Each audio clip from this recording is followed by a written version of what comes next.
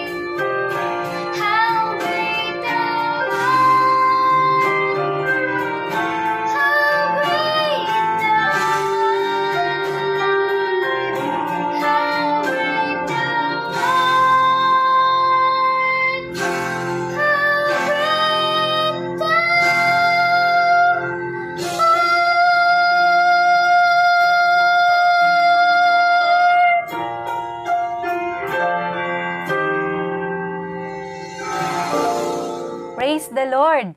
Tunay po na napakadakila ng ating Diyos. Tayo po ay sumandaling manalangin. Dakilang Diyos, nagagalak ang aming mga puso sa panibagong araw na kaloob ninyo sa amin. Samahan niyo po kami, Panginoon, sa pagbubulay ng iyong salita. Ikaw po ang mangusap sa puso't isipan ng bawat isa. Ito po ang aming panalangin sa pangalan ni Jesus. Amen. Nasa ikalawang linggo na po tayo ng pagbibigay buhay sa ating mga himno at ang atin pong bibigyang buhay ngayon ay ang napaka-majestic na himno, ang How Great Thou Art, na isinulat ni Ginoong Carl Gustav Boberg, isang in Swedish language po. Isinulat po niya ito one summer evening in 1885, matapos niyang mapagmasdan at hinangaan ang kagandahan ng kalikasan at marinig ang tunog ng church bells. Isinali naman ito sa German language ni Manfred von Glen noong 1907 na naging basis ni Ginoong Ivan Prokhanov sa Russian translation noong 1912, na isinali naman ni Stuart Wesley Kinhine sa English language noong 1899, noong siya at ang kanyang asawa ay naging misyonero sa Ukraine. Madalas po daw nila itong i-duet. Na-translate ni Ginoong Hine sa wikang English ang stanza 1 at 2. At ang kanyang naging inspirasyon ay ang kamanghamanghang tanawin ng Carpathian Mountain. Ang sabi po, O Lord my God, when I in awesome wonder consider all the worlds thy hands have made. I see the stars, I hear the rolling thunder, thy power throughout the universe displayed. When through the woods and forest glades I wander, and hear the birds sing sweetly in the trees, when I look down from lofty mountain grandeur, and hear the brook and feel the gentle breeze, then sings my soul, my Savior God, to thee, how great thou art, how great thou art. Habang ang stanza 2 and 3 ay nang sila pong mag-asawa ay mag-involve sa isang village evangelism. At ito po ang sinasabi, and when I think that God, His Son not sparing, sent Him to die, I scarce can take it in. That on the cross, my burden gladly bearing, He bled and died to take away my sin. At ang stanza 4 naman po ay nang sila ay mag-minister sa isang taong napilitang lumipat ng tirahan dahil sa malungkot na pangyayari sa buhay. At ito po ang sinasabi sa stanza 4, when Christ shall come with shout of acclamation and take me home, what joy shall fill my heart. Then I shall bow in humble adoration and then proclaim, my God, how great thou art. Kombinasyon ng paghanga sa nilikha at lalo't higit pagsamba at paghanga sa nag-iisang makapangyarihan sa lahat, ang ating manlilikha. Kasama na rin po ang mensahe ng mabuting balita ng ating katubusan dahil sa dakilang pag-ibig ng Diyos sa pamamagitan ng ating Panginoong Hesukristo at ang kanyang maluwalhating pagbabalik. Napakaganda po at napakayaman ng pinagmulan ng himno, lalo't higit ng mensaheng hatid nito. Nagpapahayag ng kadakilaan at kaningningan ng ating Diyos. Sabi po sa Psalm 19 verse 1, the heavens declare the glory of God, the skies proclaim the work of His hands. Ang kaluwalhatian ng Diyos ay ipinahahayag ng kalangitan, ang ginawa ng kanyang kamay, ipinapakita ng kalawakan. Purihin po ang Diyos sa pagkabasa ng kanyang mga salita. Kahit saan po tayong dako tumingin, makikita po natin kung gaano kamakapangyarihan at kadakila ang ating Diyos na pinaglilingkuran at pinananampalatayanan natin. Mabigat po ba ang ating problema sa mga sandaling ito o nitong mga nakakaraang araw? Sabi po sa Awit 121:1, doon sa mga burol ako'y napatingin, sasaklolo sa akin saan manggagaling. Ang hangad kong tulong kay Yahweh magmumula, sa Diyos na lumikha ng langit at lupa. wala pong mahirap sa Diyos. Ang gumawa ng langit at lupa ay siyang tutulong sa atin. Ano pa po ang ating ikatatakot? Iligid po natin ang ating paningin, mapagmamasdan natin ang presensya ng Diyos, ang gawa ng kanyang mga kamay. Tunay na tayo ay may katiyakan hindi lamang po sa buhay na ito, kundi sa buhay din na darating, sapagkat tayo ay kanya nang tinubos at siya po ay muling babalik at lubusang mahahayag ang kanyang kaluwalhatian. Kaya ang buong tiwala ay sa Diyos lamang po natin ilagak, kay dakila ng ating Diyos. Tayo po ay manalangin. Lord, how great Thou art. Napakadakila ninyo.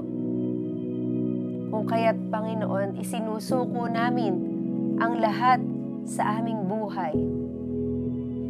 Kahit saan kami tumingin, nakikita namin kung gaano ka makapangyarihan ng aming Diyos na pinaglilingkuran. Damang-dama namin ang iyong presensya sa paglanghap ng hangin, sa hangin na dumadampi sa amin, sa pagkagising namin, Panginoon, dama ka na namin. Sana po ma-enjoy namin palagi ang iyong presensya at ang paghanga namin, Panginoon, sa iyong nilikha ay maging daan upang patuloy kaming magpasakop sa iyo, upang patuloy naming ipagkatiwala ang lahat sa iyo. At magpaalala, Panginoon, palagi, Panginoon, na kami ay tinubos niyo na, kung kaya't may katiyakan kami, nakasama kami, Panginoon, sa iyong pagbabalik. Purihin ka po, O Diyos. At Lord, sa sandaling ito, nilalapit namin, Panginoon, ang aming mga kapatid na nagdaranas ng kawalan ng pag-asa, Panginoon. Kayo po ang manguna sa kanila. Kayo po ang mag-cheer, Panginoon, sa kanila. Lord, bless niyo po ang bawat isa, ang aming bansa, ang aming mga leaders. Patuloy na bigyan niyo po ng karunungan.